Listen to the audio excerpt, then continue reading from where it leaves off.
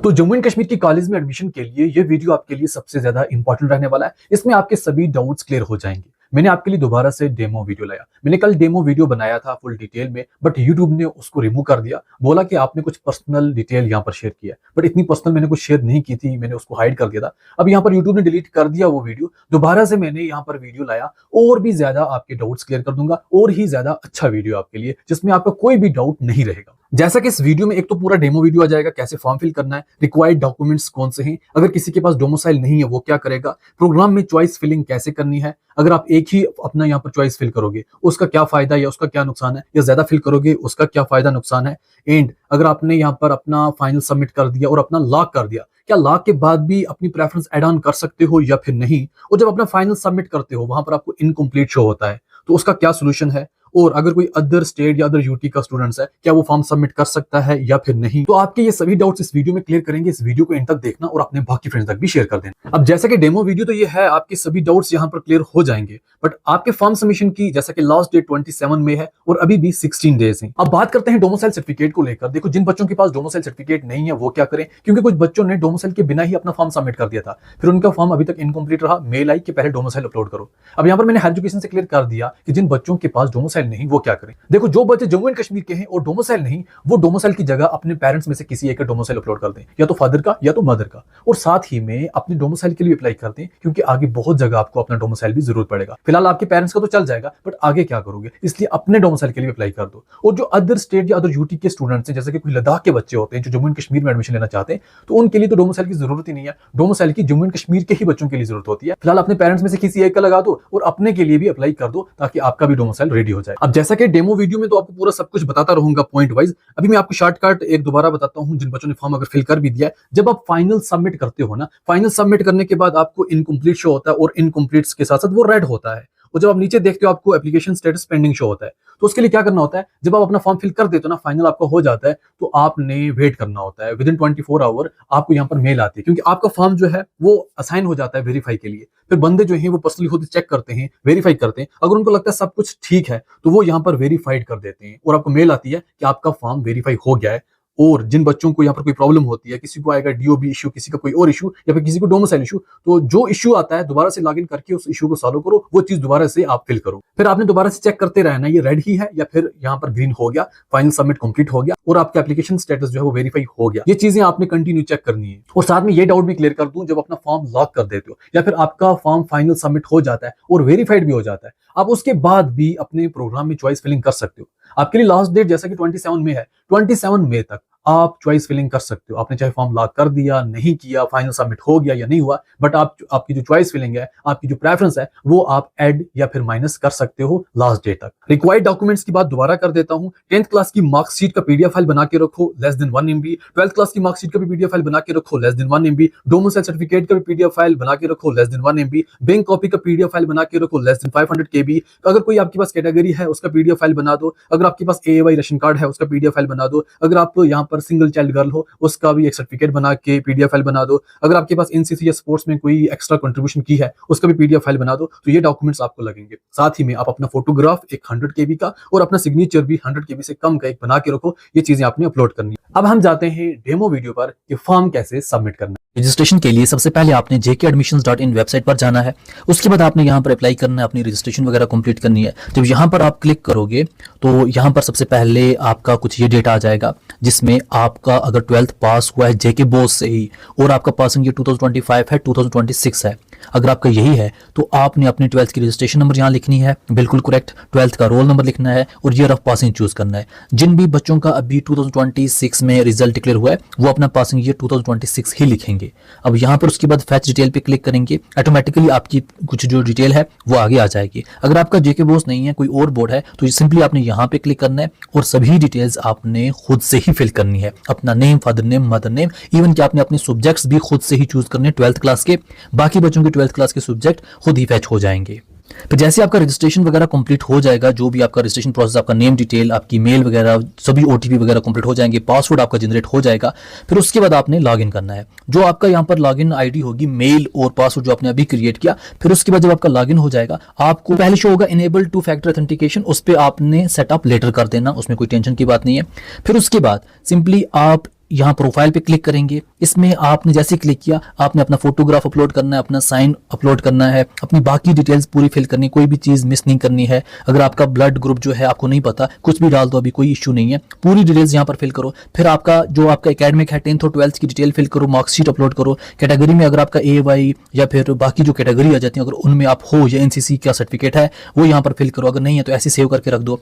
फिर जब आप प्रोग्राम पर आ जाओगे, यही सबसे मेन चीज़ है, इसको हम बोलते हैं चॉइस फिलिंग। यहाँ पर ही आपने सब्जेक्ट्स वगैरह चूज करने, प्रोग्राम चूज करने। यहाँ पर बहुत से बच्चों को ये लगता है कि हम कॉलेज में जो सब्जेक्ट चूज करेंगे वही सब्जेक्ट्स हमने यहाँ पर रखने हैं। जैसे कि कोई बच्चा 5 सब्जेक्ट्स यहाँ पर चूज कर रहा है, उसको ये लग रहा है कि यही 5 सब्जेक्ट्स मुझे कॉलेज में मिलेंगे।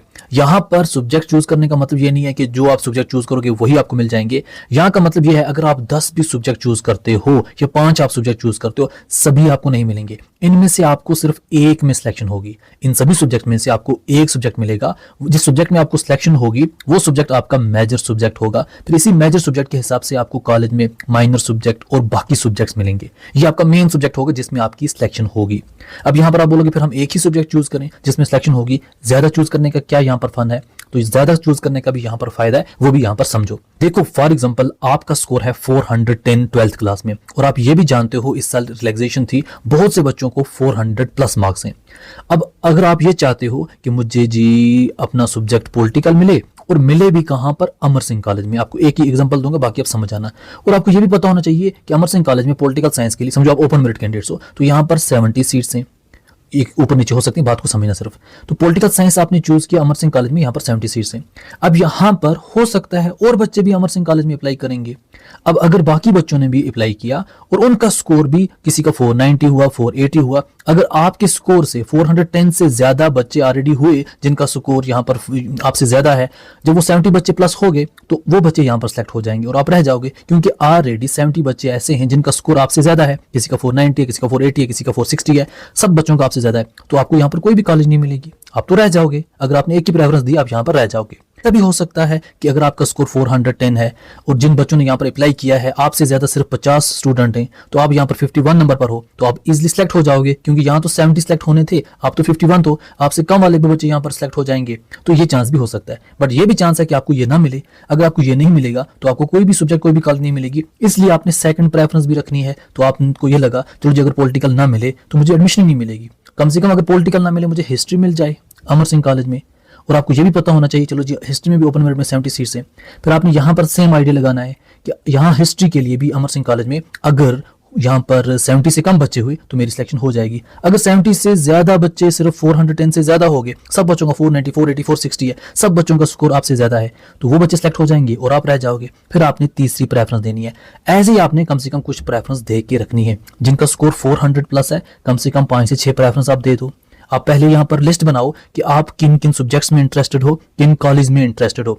और एक बात याद रखना, अगर आपकी नियरेस्ट कॉलेज ऐसी है जहाँ पर स्टाफ है तो आप वही कॉलेज चूज करो। अच्छी बात है, क्योंकि स्टाफ यही है। जो यहाँ पर आपका पॉलिटिकल का सर इस साल अमर सिंह कॉलेज में है, तो 2 साल के बाद वही आपका पुलवामा कॉलेज में, अनंतनाग कॉलेज में होगा। यही यहाँ पर ट्रांसफर होकर एक दूसरी कॉलेज में चले जाते हैं। तो स्टाफ की टेंशन मत लेना, बट स्टाफ होना चाहिए। कुछ कॉलेज ऐसी भी हैं जहाँ पर स्टाफ ही नहीं है, वो अलग बात है। जिनमें कॉलेज में स्टाफ नहीं है वो अपनी यहाँ पर अच्छी कॉलेज को चूज करें, और जिनमें स्टाफ है अपनी कॉलेज की ही प्रेफरेंस दें, अपनी कॉलेज में एडमिशन लें। आपको समझ आ गया प्रेफरेंस की क्यों यहाँ पर जरूरत है।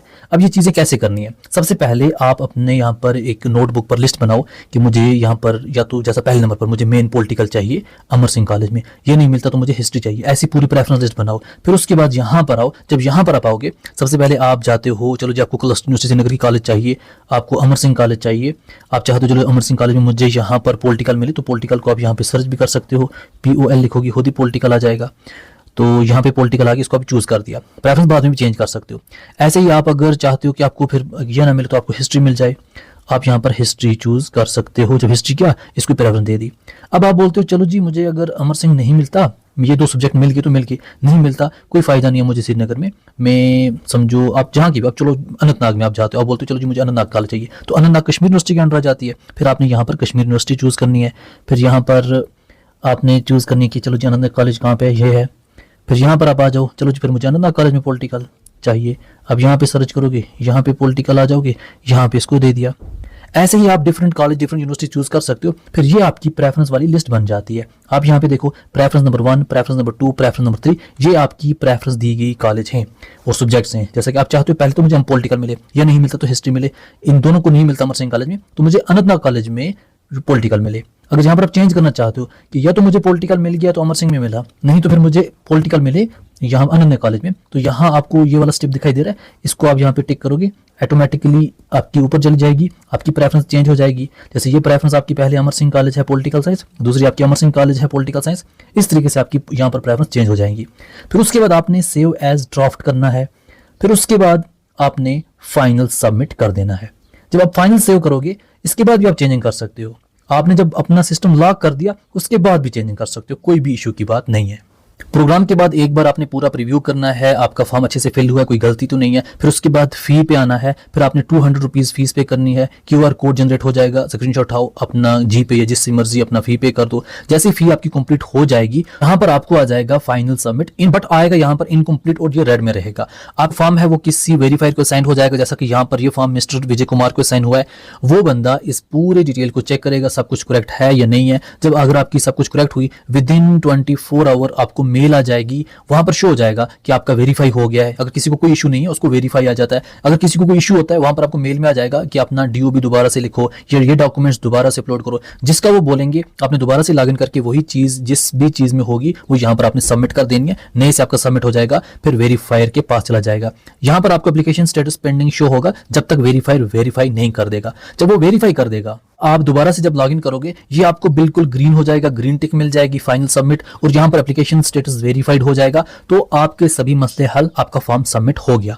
अगर आप जैसा कि ये आपका वेरीफाई भी हो गया, आपका फॉर्म लॉक भी हो गया, अगर आप फिर भी अपना कोई प्रोग्राम अपनी प्रेफरेंस चेंज करना चाहते हो तो आप चेंज कर सकते हो। लास्ट डेट तक आप अपनी प्रेफरेंस वगैरह चेंज कर सकते हो, आप अपनी प्रेफरेंस ऐड कर सकते हो, आप अपनी प्रेफरेंस माइनस कर सकते हो, जो मर्जी है प्रोग्राम चेंज करो, जो मर्जी करो। लास्ट डेट तक ये आप प्रेफरेंस वगैरह चेंज कर सकते हो, इसमें कोई भी टेंशन लेने की बात नहीं है। ये मत बोलो हमारा फॉर्म सबमिट हो गया मैं कुछ नहीं कर सकता, आप अभी भी अपने प्रोग्राम्स वगैरह चेंज कर सकते हो, ये मसला आपका हल हो जाएगा। अभी भी आपको कोई भी डाउट है कमेंट करके जरूर बताना, हर कमेंट्स का रिप्लाई देने की कोशिश करूंगा ताकि आपके डाउट्स क्लियर हों और आपका फॉर्म बिल्कुल अच्छे तरीके से फिल हो जाए।